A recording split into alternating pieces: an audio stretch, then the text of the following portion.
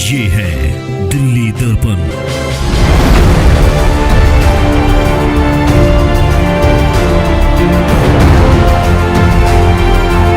जो existing jobs वगैरह हैं उसमें से बहुत सारी जॉब्स ऐसी होंगी जो हट जाएंगी, मगर ऐसा भी है कि बहुत सारी नई जॉब्स आएंगी।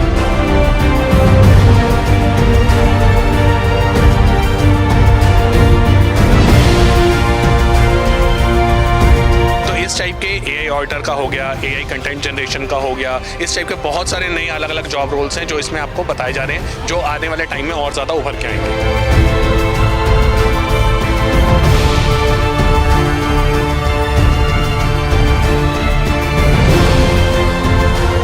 इस टाइम हर फील्ड में है। जैसे आप कह रहे हैं जर्नलिज्म में एक पूरी की पूरी एआई एंकर आ चुकी है।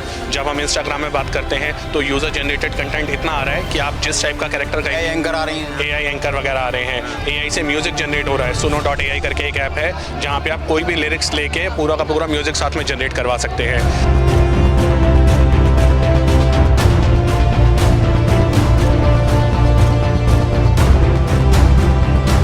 नमस्कार, मैं हूं राजेंद्र स्वामी और आप देख रहे हैं दिल्ली दर्पण टीवी।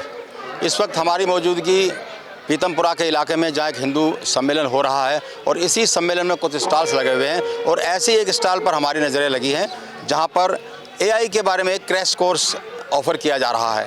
आप जानते हैं कि एआई का कितना बोलबाला है, कितनी ज़रूरत है और कितनी अहमियत इसकी बढ़ गई है, लेकिन इसको ये बड़ी आपदा है या एक बड़ा अवसर है, इसको लेकर तो चर्चाएं चल ही रही हैं। तो इसके साथ साथ बहुत से इंस्टीट्यूट आगे आकर के लोगों को ये समझा रहे हैं कि ये कितना आवश्यक है, लेकिन एक बहुत बड़ी चुनौती ये भी है कि उनके सामने जो कंटेंट आता है उसको कैसे उस पर भरोसा करें या कैसे उसको पहचानें कि ये एआई जनरेटेड है या फिर वास्तविक है। तो इस सब पर बात करने के लिए मैं इसी स्टॉल में मौजूद हूँ जहाँ जो DSPSR जो इंस्टीट्यूट है उनकी तरफ से ये स्टॉल लगाया गया। सर, तो ये बताइए कि एआई सचमुच में आपदा है, अवसर है, कितना चैलेंजिंग है, कितना फ़ायदा है, कितने नुकसान हैं?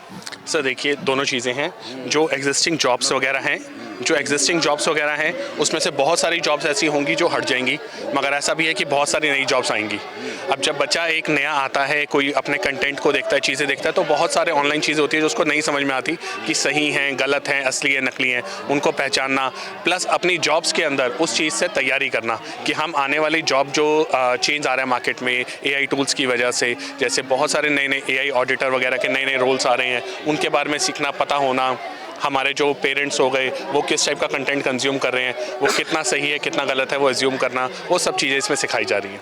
नहीं, अब मैं थोड़ा सा सवाल ये भी है कि बहुत सारे लोगों को डर भी है कि एआई आने के बाद उनकी नौकरी चली जाएगी, और ये भी है कि जो घंटों का काम होता था वो मिनटों में होता था, यानी रिसर्च वर्क में जो समय लगता था वो समय बहुत बच रहा है।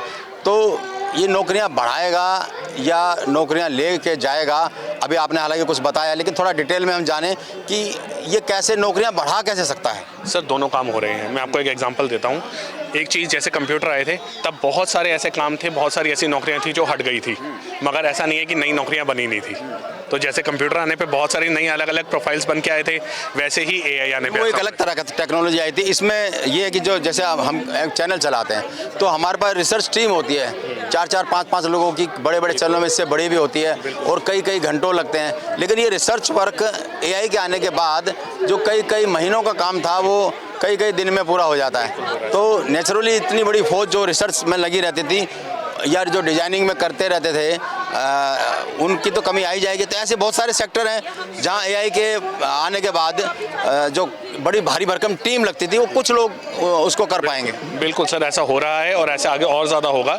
मगर जो मैं आपको बता रहा हूँ, नई जो जॉब्स आएंगी, जैसे अभी डेलॉयट ने एक पूरी की पूरी रिपोर्ट सबमिट करी थी ऑस्ट्रेलियन गवर्नमेंट को, ठीक है, जो उनको पूरा का पूरा एक एनालिसिस करके देना था, वो उन्होंने एआई से करवा के दिया और उसमें बहुत सारी गलतियाँ थी। वो गलतियाँ ठीक करने के लिए एक नया जॉब रोल आ गया एआई ऑडिटर का, ठीक है। तो इस टाइप के एआई ऑडिटर का हो गया, एआई कंटेंट जनरेशन का हो गया, इस टाइप के बहुत सारे नए अलग अलग जॉब रोल्स हैं जो इसमें आपको बताए जा रहे हैं, जो आने वाले टाइम में और ज़्यादा उभर के आएंगे। अच्छा, एआई के बहुत सारे ऐसे कंटेंट आ जाते हैं जो आपत्तिजनक भी होते हैं और ऐसा रियलिस्टिक लगता है, इमेजेस हैं, वीडियोज़ हैं, तो कितना ज़रूरी है एआई एक आम लोग भी उसको समझ सकें, और सबसे ज़्यादा बड़ी बात कि कैसे पहचानें कि ये एआई जनरेटेड है या रियल है?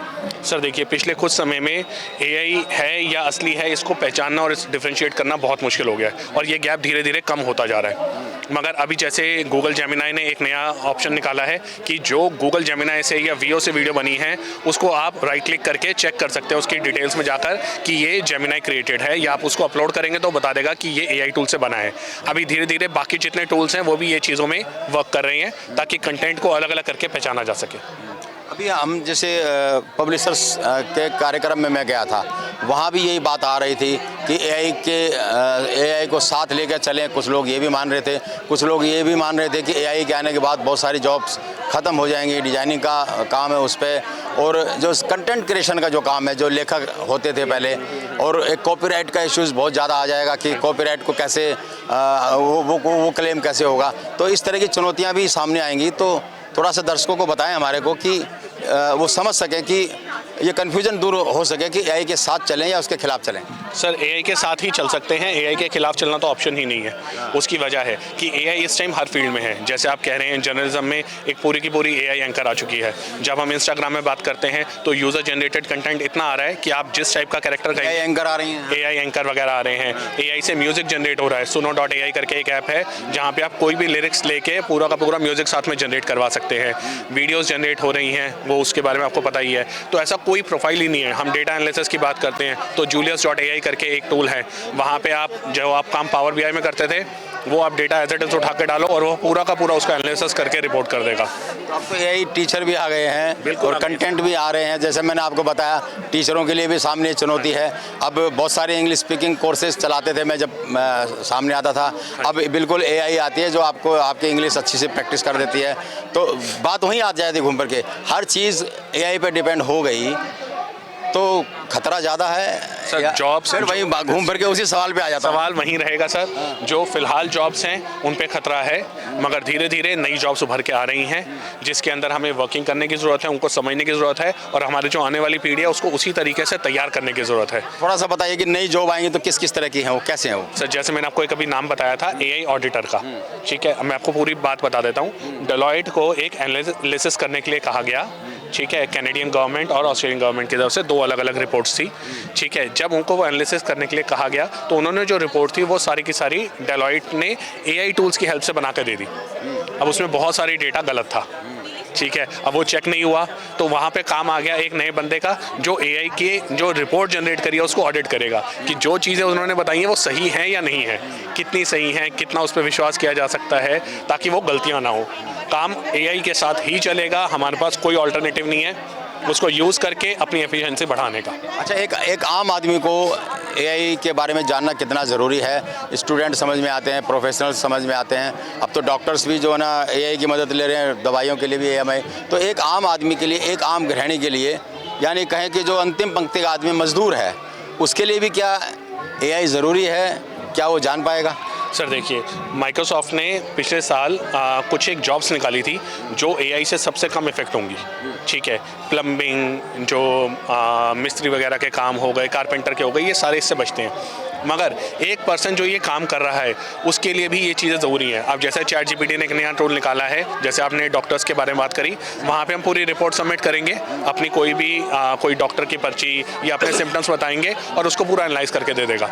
इनफैक्ट जेमिनाई ने भी और ग्रॉक ने, तीनों ने इसके टूल्स निकाले हैं पिछले 1 महीने के अंदर अंदर, ये तीनों के टूल्स आए हैं। आपकी MRI है, कोई एक्सरे रिपोर्ट है, उसको फ़ोटो खींच के भेजो, वो बता देगा क्या प्रॉब्लम है और कैसे उसको रेक्टिफाई किया जा सकता है। हाँ, ऐसे ही मैं कहीं पढ़ रहा था, इवन वीडियो देख रहा था जिसमें बताया गया था कि कुछ तबीयत किसी की ख़राब हुई तो उसने एआई से पूछा, अपने उस सारे लक्षण उसने उसमें बताए, कुछ रिपोर्ट्स बनाई, तो उसने कहा तुरंत इमीडिएट उसको किसी हॉस्पिटल में लेके जाइए, तुरंत उसको किसी हॉस्पिटल में लेके जाइए। और जब वो हॉस्पिटल पहुँचे तो डॉक्टर ने कहा अगर थोड़ी देर और हो जाती तो शायद उन्हें बचाना मुश्किल होता। तो मैंने तभी आपको कहा है कि बहुत ज़्यादा यूज़फुल है। आज की डेट में एआई को छोड़ के हम नहीं चल सकते, वो हमारी लाइफ का हिस्सा है और रहेगा।